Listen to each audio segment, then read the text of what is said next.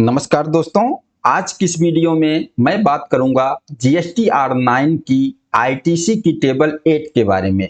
जी हां दोस्तों, और हमारा पॉइंट है करंट ईयर की आईटीसी को आपने नेक्स्ट फाइनेंशियल ईयर में क्लेम किया है तो उसका ट्रीटमेंट आप जीएसटी R9 में किस तरीके से करोगे। दोस्तों, यह पूरा मैटर हम एग्जाम्पल के साथ समझेंगे और मैं आपको एग्जाम्पल दिखाता हूं। यह है हमारा एग्जाम्पल। ये हमारा पूरा बुक्स ऑफ अकाउंट है, 3B है। हम आपस में मैच करेंगे बुक्स ऑफ अकाउंट और 3B, और जो डिफरेंस आएगा डिफरेंस का ट्रीटमेंट हम GSTR9 में करेंगे। मान लीजिए हम 23-24 का GSTR9 फाइल कर रहे हैं और हमारा पहला केस है कि आईटीसी हमारे 2B में नहीं आया था। 23-24 का आईटीसी था, 23-24 के 2B में नहीं आया और हमने उस आईटीसी को फिर 24-25 में क्लेम किया। जब 24-25 के 2B में आया, उसका ट्रीटमेंट हम GSTR9 में किस तरीके से करेंगे। यहां पर एग्जांपल देखिए, हमारा बुक्स ऑफ अकाउंट है। बुक्स ऑफ अकाउंट में 1,40,000 जीएसटी है हमारा, और हमने 23-24 के 3B में 1,32,000 क्लेम किया है और यहाँ डिफरेंस आ रहा है 8,000। 8,000 हमने नहीं क्लेम किया 3B में। और क्यों नहीं क्लेम किया? क्योंकि यह हमारे 2B में नहीं आया है। आईटीसी तो 23-24 का है, हमारे बुक्स ऑफ अकाउंट में 1,40,000 है, लेकिन हमने 3B में 1,32 क्लेम किया। 8,000 हमारे 2B में नहीं आया है, यानी कि जो हमारा सप्लायर है उसने रिटर्न नहीं फाइल किया, इसलिए हमने इसको क्लेम नहीं किया 3B में। अब 24-25 के फाइनेंशियल ईयर में अप्रैल मंथ में सामने वाले ने, सप्लायर ने रिटर्न फाइल किया और वह हमारे 2B में आ गया, तो हम 24-25 में इस 8,000 को क्लेम करेंगे 3B में। लेकिन ये 8,000 24-25 के बुक्स ऑफ अकाउंट में नहीं आएगा। ये 8,000 तो हमारे बुक्स ऑफ अकाउंट में 23-24 में ही रहेगा, 1,40,000। और जो यह 8,000 की आईटीसी है, इसको हम 23-24 में रिसीवेबल का लेजर बना के उस रिसीवेबल के लेजर में 8,000 अमाउंट ट्रांसफर कर देंगे, जो कि 24-25 में हमें क्लेम करना है 23-24 के आईटीसी को।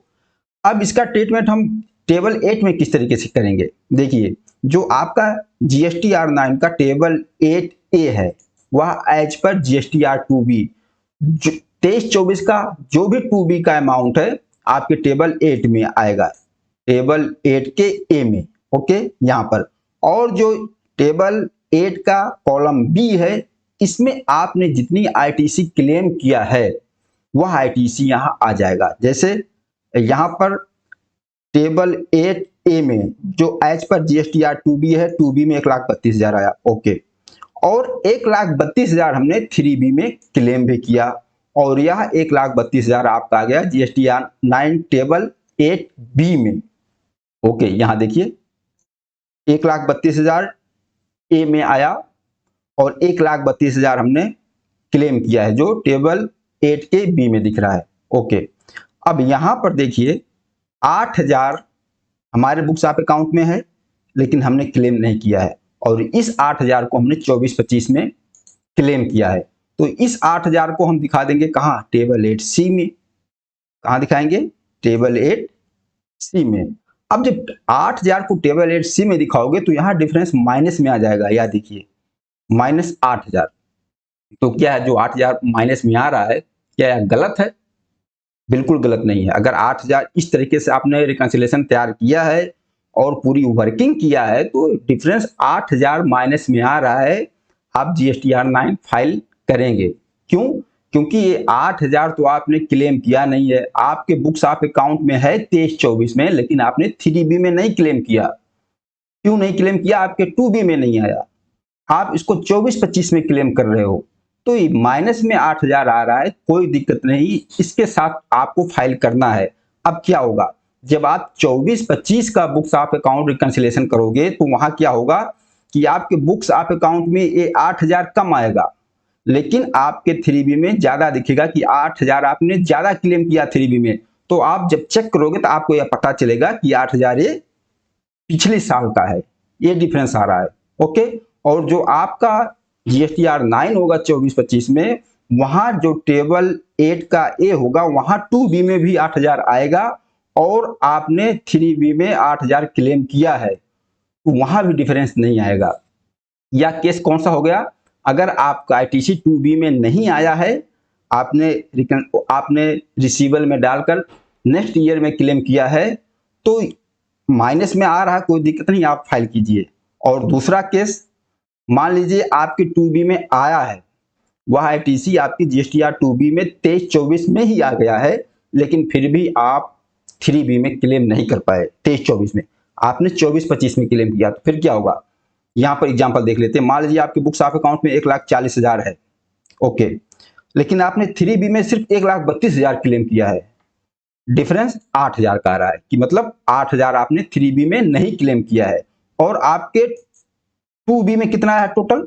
1,40,000। मतलब जो आपका जीएसटीआर 9 का टेबल 8 है, यहाँ 2B, यहाँ पूरा 1,40,000 आ रहा है 23-24 में, और आपने यहाँ क्लेम किया कितना? 1,32,000। तो 1,32,000 यहाँ आ जाएगा। जो 8,000 आपने नेक्स्ट फाइनेंशियल में क्लेम कर रहे हो 24-25 में, उसको यहाँ डाल दोगे, सी में दिखा दोगे 8,000।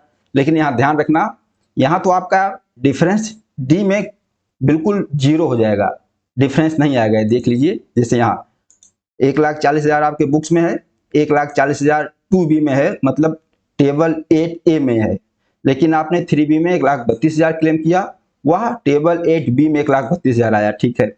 और ये 8,000 आपने 24-25 में क्लेम किया, तो आपने टेबल 8C में दिखा दिया, यहाँ डिफरेंस जीरो हो गया, 1,40,000 का हिसाब हो गया। ये तो आपने 23-24 में दिखा दिया।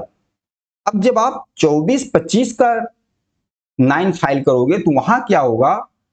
वहां तो जो 8,000 आपने दिखाया सी में, ये 8,000 तो आपके 2B में दोबारा आएगा नहीं।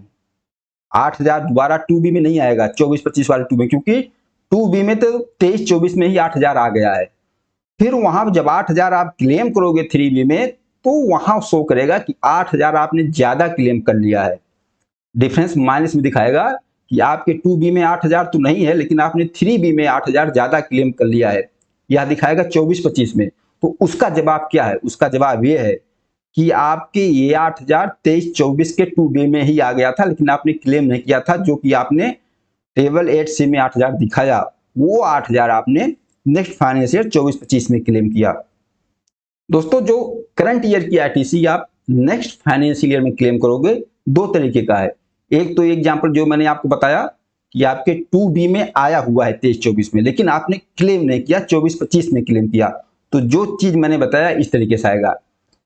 23-24 आपका मैच हो जाएगा, कोई डिफरेंस नहीं आएगा, लेकिन 24-25 में यह बताएगा कि 8,000 आपने ज्यादा ले लिया है, क्योंकि वो 8,000 दोबारा 2B में नहीं आएगा 23-24 के, क्योंकि 24-25 के, क्योंकि 23-24 में आ चुका है। यह तो केस होगा कि 2B में आया है और आपने नहीं लिया। और यहां पर अगर आपके 2B में नहीं दिख रहा है और आपने 3B में क्लेम भी नहीं किया है, तो आप इस तरीके से दिखाओगे, जो कि डिफरेंस माइनस में आएगा, तो कोई दिक्कत नहीं। जब 24-25 का 9 फाइल करोगे, तो ये डिफरेंस वहां नहीं आएगा, क्योंकि ये 8,000 आपके 2B में आ जाएगा और 3B में आप क्लेम करोगे। दोस्तों, इस तरीके से आप वर्किंग कर सकते हो करंट ईयर का आईटीसी को नेक्स्ट ईयर में क्लेम करने का। और मैंने बहुत ही सिंपल तरीके से पूरा एग्जाम्पल के साथ आपको बताने की कोशिश किया। अगर अभी कोई कंफ्यूजन हो तो आप कमेंट करके पूछ सकते हो, और इस वीडियो के बारे में बताना, या वीडियो आपको कैसा लगा। नमस्कार, धन्यवाद।